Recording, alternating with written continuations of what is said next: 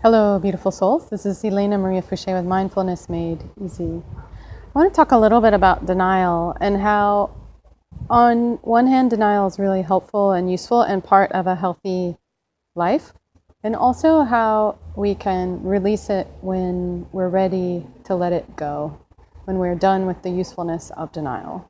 So, what am I talking about when I say denial, first of all? Well, denial is that part of us that doesn't want to feel things, that doesn't want to think things, that doesn't want to have sensations that we're having, emotions that we're having, or thoughts that we're having.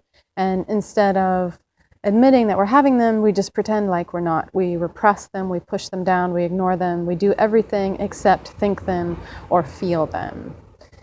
That's denial. Now, denial is actually part of a healthy human system.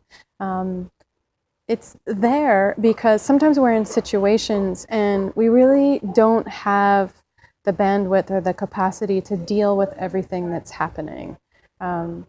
Maybe it's too stressful, it's too frightening, too dangerous, too scary, too whatever. And it would literally be overwhelming if our systems allowed ourselves to feel or really process everything that was happening. So denial kicks in and it kind of helps us ignore, repress, get away from or deny parts of whatever's happening so that we can just deal with whatever we need to deal with, and the rest of it we kind of put somewhere in the back so that later when we have the time and the space and we are safe in a more safe place, we can deal with it. Now, this is meant to be things like big traumatic situations like accidents or, you're getting run over by a car. So you basically go into shock and you stop feeling your broken legs so that you can get out from underneath the car and out of the road so you don't get run over, or so that you can go run into the burning building, grab your child and come back out without noticing all the smoke inhalation or whatever it is going on for you.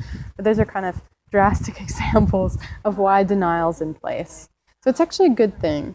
The problem with denial is that in order to keep whatever was happening, those thoughts, emotions, sensations, in order to keep them kind of repressed so that we don't have to deal with them at the time, we use a lot of energy to do that. It actually takes a fair amount of mental, emotional, physical, energetic energy to keep these things repressed, to keep them pushed down so that we don't process them. And as Debbie Ford said in one of her books, it's kind of like holding beach balls, big inflated beach balls down below the water. It takes a lot of energy to hold them down.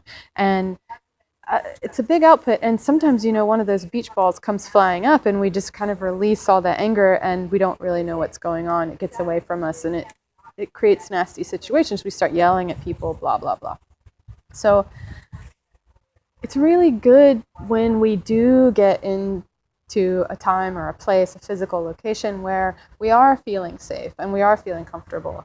It's a good idea as much as we can to sit down and give ourselves the time and the space to feel whatever it is, to think whatever it is, to really just let it be here so that we can let it go. If we're being mindful, the way that we do that is we sit down, we take a moment, and we just let the feelings and the thoughts come up, and we stay in the place of mindfulness. We keep noticing them. So we're not diving into the stories or diving into the feelings, diving into the sensations and really making them bigger and better. No, we're noticing them. We're taking that part of our presence, our awareness, our mindfulness, and we're watching the thoughts and feelings. We're noticing the thoughts and feelings. We're observing the thoughts and feelings. And as soon as we do that, as soon as we stop repressing them and we let them come up, now we're not holding them down. And the tension and the energy needed to hold them down gets released. Immediately, it's more relaxing. Immediately, the energy needed to hold is freed. The stress and the tension of holding is freed. So immediately we start relaxing. And because we're not holding them down, as we are processing them, they can actually leave our system. The thoughts will go, the emotions will go, the physical sensations will even pass. Now, it may take some time, You may need to sit with these things and let them move through your system for 5 minutes, 5 hours. It may take 5 days, 5 months, 5 years, who knows?